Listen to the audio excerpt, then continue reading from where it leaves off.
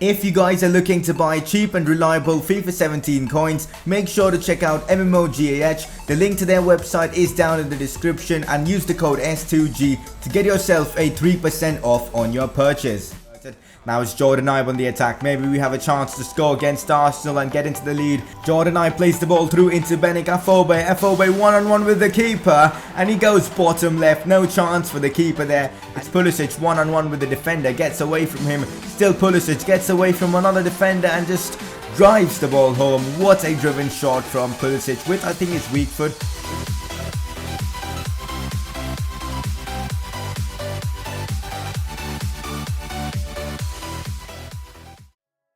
Hey guys, how is it going? It is S2G and welcome to the 6th episode of the Bournemouth Career Mode series. Today's episode should be a pretty long one because we've got a lot of stuff going around. We have got a few important Premier League games and also the EFL Cup quarterfinals against Everton, who are first in the league, so a lot of big games coming up. We'll also be having a squad report at the end of this episode. So if you guys are enjoying this series, make sure to drop a like on this video, subscribe for more FIFA 17 content and follow me on Twitter to stay updated with the channel and all the channel related stuff. This is how the league table looks after 10 games. We are 8th in the league with 5 wins, 1 draw and 4 losses and 16 points. 5 points off the top of the table. We went on a 4-game losing streak. That's why we are in 8th, or else we could have probably been in 4th or 5th.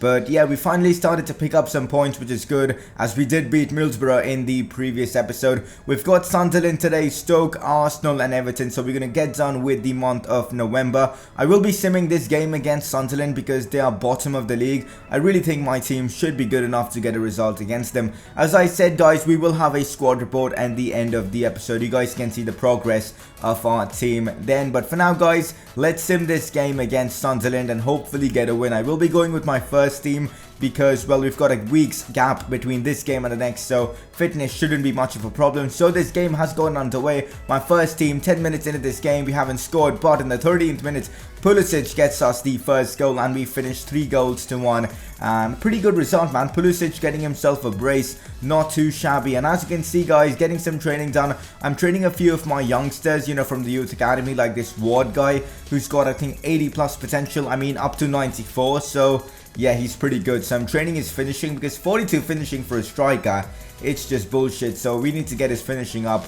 And also this Carmona guy who looks pretty good. But anyways, in the previous episode, you guys had to vote for your informed player and you guys voted for Pulisic. 69% of you guys voted for him, and I was kind of surprised because Afobe scored a brace against Arsenal as well. But you guys voted for Pulisic. He got himself a goal, and hence guys, he is your informed player of the previous episode. For now, let's get into a press conference. In the January transfer window, what position will you need to make improvements on? Right now I'm thinking fullbacks because those positions are pretty low rated in our team. So maybe another left back and maybe another right back. That's what we'll be looking to improve on in the upcoming transfer window.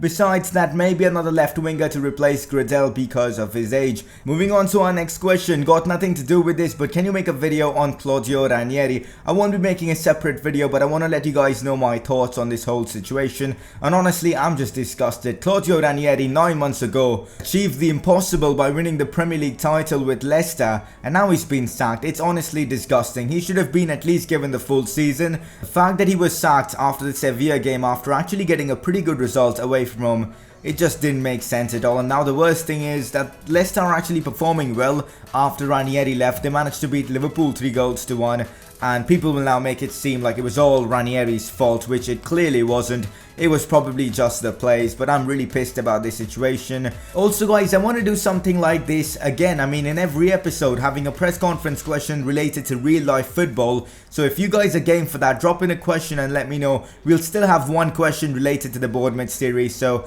that shouldn't be much of a problem. For now, we are going to be facing Stoke City. I have gone with a strong team, and we've got the first chance to score as well, and Pulisic doesn't miss from that position. Great goal there from Christian Pulisic. Jordan Ibe with the assist. Pulisic honestly has been amazing for us. He's won goal of the month once, got himself an inform as well, and now he scored a great goal. Bonnie actually had a chance here to get Stoke City back on level terms, but Pickford comes up with a very good save indeed. Afterlife finds Wilfred Bonnie into Imbula. Here's Imbula crosses the ball in, but our defender gets a crucial touch on it, and then Pickford collects it with ease. But here's Shaqiri on the ball, the danger man for, of course, Stoke City. Now it's Imbula crossing it in. Michael Keane with a very poor clearance. It falls to Imbula, who takes the shot. It hits the crossbar and falls to Bonnie, and Stoke are now level with us 1-1, and I'm kind of disappointed to concede that goal because it was a poor rebound and we should have probably cleared it earlier itself with Michael Keane. Didn't really work out for us. I'm making a few substitutions now. I'm bringing on Max Gradel and Ryan Fraser. Hopefully the extra pace can potentially help us get the goal because I want to win this game, you know. 2 consecutive Premier League victories. I think that will be insane. Here's Pulisic now. A chance for Pulisic. Gets away from a couple of defenders. It's still Pulisic. Pulisic with the shot. But Jack Butland, probably the most overpowered keeper in this game, makes a very good save indeed. Now Harry Arter finds Gradel. Gradel with the skill turn. Takes the shot, but it goes just wide, and we missed the opportunity to get consecutive Premier League victories, and the game pretty much ends in a 1-1 draw. I'm not gonna lie guys, I am kind of disappointed because I believed that we were the better team in this game, but fair enough, they took their chance and the game did finish 1-0. If you guys do remember, we sent our Swedish scout Liam Anderson to Spain to get us some Spanish talents for I think 3 months, but his term has come to an end, so we've now got to send him to another country. And I think I'm going to continue with Europe itself. So we're going to go, I think, France this time. Maybe get the next Pogba or someone like that. The next Griezmann maybe. So let's try that out. Maybe even the next Vieira or someone of that kind. So let's see what happens. Hopefully Liam Anderson will get us some amazing plays. But so far Liam Anderson has only brought us one quality player in Bruno Carmona. Maybe the next Iniesta. His overall, I mean, his potential certainly gives us a hint that he could well be the next Iniesta, but that would be fantastic. Looking at the Premier League table now, after that win against Sunderland and the draw against Middlesbrough, we are now 5th in the league, which is, I think, just amazing because, well, after 12 games having 20 points, I think that's brilliant, and I can now safely say we're probably not going to get relegated because, well, 20 points already. I think we just need about 35 to 40 points to avoid relegation, and I think that objective should be checked off pretty easily, you know, the one to avoid relegation. Realistically, right now, I think we should be aiming for top 10. I think that's achievable, and so far we are doing pretty well. We're now going to be facing Arsenal. I'm starting a Phobe for this one. In fact, I have made quite a few changes to keep my plays, you know, fit for that Everton game as well, but I've still gone with a very strong team, and we did have the first chance in this game to score, but Harry Arter couldn't keep a shot down, and it's still 0-0. But in the 28th minute, Welbeck actually opens the scoring for Arsenal with a terrific finish. I mean, there's no way Boruc was keeping that one out. So Arsenal take the lead in the 28th minute, and probably we're going to get a loss again because Arsenal were unplayable today because they were just fantastic. I mean, here's Carl Jenkinson, still Jenkinson holding on to the ball, gets away from our defenders, takes the shot, and the rebound falls to Santi Cazorla, and he's not going to be missing from that range. Makes it 2-0. As I said, Arsenal were unplayable. They were so good in this game. We barely could create chances, and Arsenal created chances after chances. Danny Welbeck with another chance here to score. Boruc keeps the score to 2-0, but still, man, it was horrendous for us this game because we barely had the ball itself, and not having the ball, just leave that. I mean, we couldn't create chances. I think we had like one shot, and that was also off target. It was just embarrassing. And then Danny Welbeck makes it 3-0. That clearly was the end of the game. I decided to sub off my good players, you know, like Pulisic, etc., to keep them fit for that Everton game because this game is pretty much done. Might as well just put in Fraser, give them all opportunities to shine potentially. So that's what I did, but even so, things didn't work out well for us. Santi Cazorla finds Coquelin, and Coquelin makes it 4-0. To be fair, guys, this is embarrassing. I think this is our largest defeat, you know, by margin. 4 goals to freaking nil. That is just really bad, but here we had a chance to at least get one back. Gosling finds Ryan Fraser. Fraser back into Gosling. Gosling smashes that one with his left foot, but Petr Cech makes a pretty good save, and the game does come to an end. And again, I'm not going to lie, I'm very disappointed with the result, but I think Arsenal were just too good. and sometimes you've got to accept that we're not a top 4 team, so we are bound to lose these kind of games sometimes, especially away from home. And now we are back in 8th place.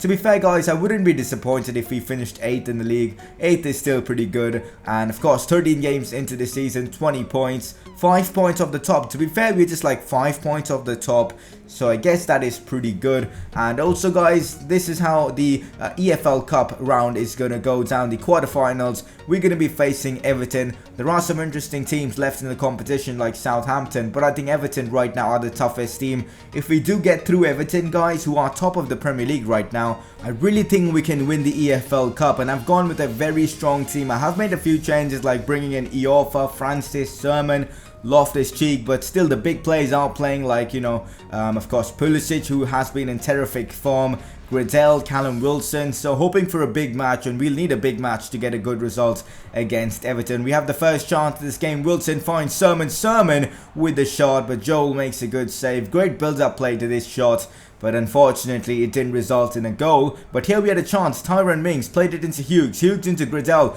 Gradel finds Ruben Loftus-Cheek. Great build-up play, and the ball falls to Callum Wilson, who gets fouled inside the box by Phil Jagielka, the Everton captain, and we get a chance to take the lead. A penalty, and Callum Wilson gets so freaking lucky there, but he scores the first goal for Bournemouth in this massive EFL Cup quarterfinals. Honestly, at the start of the season, I wasn't even expecting us to do well in this tournament because I really didn't care much about it. But now that we are in the latter stages, I would love to win this tournament. Wilson had a chance to make it 2-0, but his shot did hit the post, so kind of disappointed. 2-0 up would have been just fantastic. But to be fair, Everton weren't looking like a side that were causing us any problems because we were creating chances freely. Callum Wilson had another opportunity to score, but he did miss. Honestly, Wilson could have scored a hat-trick in this game. That's how well we were playing. And Valencia now with a chance to bring back Everton in this game, but Schneiderlin's shot hit the post, and this was literally Everton's first good opportunity, and they came so close to scoring. We really need that second goal. I honestly think, guys, that the second goal should allow us to, you know, progress to the semi-finals, where we'll be playing in Wembley. But Bolasie had other things in his mind. He gets a good shot off, but Pickford is up to the task and makes a very good save. Ross Barkley finds Yannick Bolasie. Bolasie gets away from the defender, finds Kone, but Kone misses a massive opportunity for Everton. 64 minutes into this game, and it's still 0-0, but not 0-0, sorry, 1-0 to us. Apologies for that. Wilshere is brought on for Will Hughes as he does get himself injured, and it looks like a pretty serious one. As you can see, Will Hughes trying to dribble. Ross Barkley just bumps into him. Will Hughes goes down, and somehow he got himself injured. But as you can see, guys, we have now a chance to make it 2-0 in this game and just settle this tie off. Pulisic does so well to get away from the defender, gets the shot off. It takes a massive deflection from Leighton Baines and into the back of the net. How good has Pulisic been in this episode? A goal against Everton, and he recently scored in this Premier League game against Stoke City. And the best part about this win is we will be playing in the semi-finals of the EFL Cup. Which team we'll be facing, we'll find out pretty soon. But yeah, it's going to be exciting. A shot at winning our first title with Bournemouth in our first season itself. Unfortunately, Will Hughes will be out for about 4 weeks, which is definitely a disappointment. But anyways, as you can see, we've got a youth squad monthly report. Let me see how our players are progressing. You guys can see, of course, as well. Ed Thomas doesn't really look like a player that could do well for us in the future, so I am releasing his contract. Ethan Ward definitely is the player to watch. 81 to 94 potential. Not gonna lie, that is absolutely insane. Could be one of our best players to ever come up from a youth academy. I think that would be great. Max Green, another decent player our English scout has brought us. He looks pretty good. We'll sign him up. Jay Wilson looks decent as well. We will sign him up. The rest look pretty average, so we shall reject them all. But anyways, our youth academy is looking pretty good right now with some really talented players. But anyways, we'll talk about that later. We have drawn Crystal Palace for the semi-finals of the EFL Cup. It's going to be a two-legged affair, and it's going to be really exciting. I'd love to beat Palace and get into the finals of the Capital One Cup, or I think now known as the English Football League Cup. That would be pretty cool. I'm not sure if you get into European competitions by winning the EFL Cup. I don't think you do so, but it's still a trophy and it would mean a lot to win that itself. So next episode, we've got some interesting Premier League games. Liverpool, Burnley, I believe Leicester and Southampton. So those 4 games we'll get done with. We'll discuss transfers and all that, but for now, let's get through a squad report. So Jordan Pickford up first. He's now 79 rated. Adam Smith is 73. Keane is 79, got some great stats here. Mings is, I think, growing as well, gone up to 72. He's got some decent stats, man. Harry Arter is still 75. I mean, look at Will Hughes' stats, man, going up massively. He's 77 rated now. He's looking pretty good. Unfortunately, Jack Wilshere has gone up, and why I'm saying unfortunately is because now he's going to be more expensive when we try to sign him next season. But Pulisic gone up by 2, 76 rated. His stats are looking pretty cool. Callum Wilson, 77 rated. He's one of our top strikers. Max Gradel still 78. Luckily for us, hasn't gone down. Bodic gone down by 1, and it was kind of expected. Simon Francis, probably expecting him to go down soon as well. Gosling still 73. Ryan Fraser went up by 1 and is now 73 rated. Jordan Ibe is growing pretty well as well, now 73. Sermon still 75. He's 30, so he's probably going to go down soon. A lot of these players are loanies that we are looking to get rid of, but not Lewis Cook. He's pretty good, 72 rated, gone up by a couple of ratings. Dominic Ayorfa, 70 rated now, got some great physical stats. We've got Ruben Loftus-Cheek there, 70 rated, went up by 2 this season itself. Afobe now 75 rated. Probably his highlight of the season was that brace against Arsenal. Yeah, so Charlie Daniels has gone down by 1, kind of expected. The rest of the players are just loanies, but as we are done with the month of November, it's time to honor the goal of the month. And well, we just had a couple of goals in November, so it was going to go always to Pulisic because he scored both our goals. And well, so this was a great goal scored by Pulisic, man. It was just fantastic to, you know, get away from that defender. Yes, the finish took a deflection, but that skill to get away from the defender, I think it was fantastic. So he gets goal of the month. Anyways, guys, it's now time for you guys to vote for your informed player of this episode. We've got a couple of nominees for this one. The first one being, of course, undoubtedly Christian Pulisic for 2 goals in this episode. In fact, 4 goals actually, because he did score a couple against Sunderland when we did sim that game. So you guys can vote for him. And your second nominee is for Pickford, who made some great saves. So you guys can vote by clicking that eye on the top right of your screen. Make sure to do that. But that's pretty much it for today's episode. If you guys are enjoying this series, drop a like, that would be greatly appreciated. Follow me on Twitter to stay updated with the channel. Make sure to subscribe for more FIFA 17 content. And I will see you guys very soon with another career mode episode.